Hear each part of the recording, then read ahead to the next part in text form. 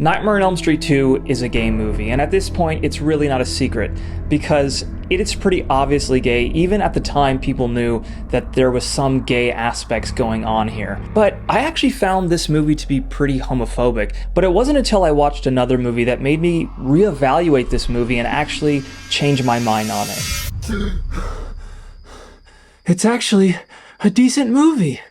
So let's talk about these two movies and why they are important parts of queer cinema. Just a heads up, I will be talking directly about the plot of Nightmare on Elm Street 2. So Nightmare on Elm Street 2 follows a young man who is being possessed by this entity known as Freddy Krueger, and he's making him do terrible things. At the time, a lot of people immediately picked up that this was a gay film, and publications like The Village Voice and Advocate were picking up on the gay subtexts of this movie. So there's a lot of things that are very unusual about this movie, and it's not really the movie that people were expecting. I mean, for instance, you have a male be the lead in this horror movie, which is very unusual for horror movies of the time and even today.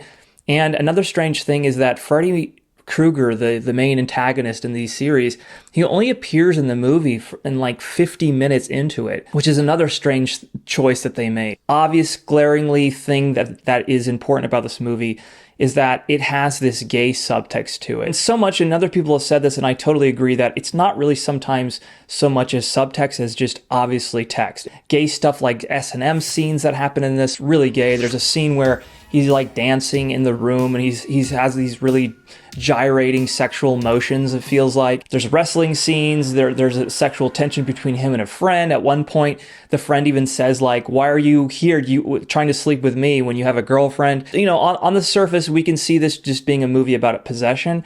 But if you read deeper into it, the movie is really about Freddy Krueger representing this man's sexuality and how he's trying to control it and how he's trying to tame this evil that is causing him to do these evil things. But ultimately, what just rubbed me the wrong way was the messaging that, you know, you can overcome these gay feelings and end up with a woman.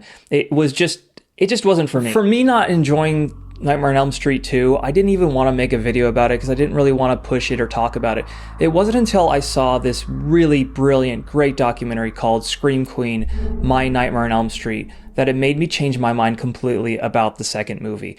Because there's so much context, just understanding why the filmmakers went and made this secret gay movie and the context of the main star and in his life. And I really recommend Scream Queen. And you don't really have to watch the second movie to fully appreciate this documentary. It goes beyond just talking about the making of the movie, because we follow the context of the times. We follow the lead character's story. Mark Patton, who is now an openly gay man, was not out at the time. And that caused a lot of problems for when this movie was perceived to be gay. It threw a spotlight on him and his sexuality as well. And we get to find out about his life and everything surrounding this movie, but also it contextualizes the history of being gay in the 80s and everything that was going on. So this movie just exceeds just being like a making of the film, and it goes beyond that, and it's a great historical lesson. If you have no interest in watching Nightmare on Elm Street 2, I really just recommend watching this documentary. But of course, watching the movie and then watching the documentary is the more, appropriate order of events. This documentary is not just like a talking head documentary.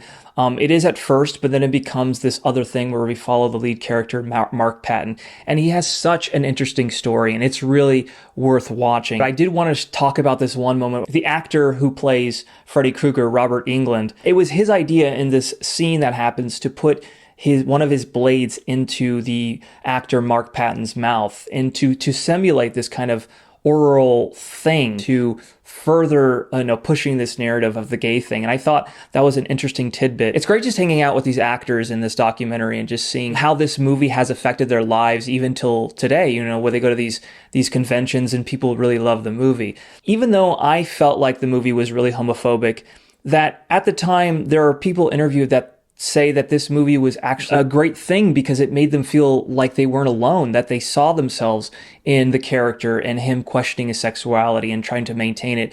And they got a different thing out of it. They got something that wasn't homophobic. They actually saw themselves in it. Well, it was another great thing to see in this documentary is that a lot of gay people claim that horror helps them because they see themselves in the protagonist and actually, trying to overcome the bullies and trying to fight back against the bullies. And a lot of these slasher movies have like a final girl. And so in this movie, there's a final guy. And so, they didn't need to do those gymnastics to see themselves being a woman. They could actually see themselves as a gay person overcoming the bully being Freddy Krueger. I mean, that's what's great about ours, that people can recontextualize things, see things in a different way, and actually have a different takeaway from it. And if you are interested in the main actor, Mark Patton, and what he did after this, you can click right here and watch a review I made on a movie he was in called Swallowed.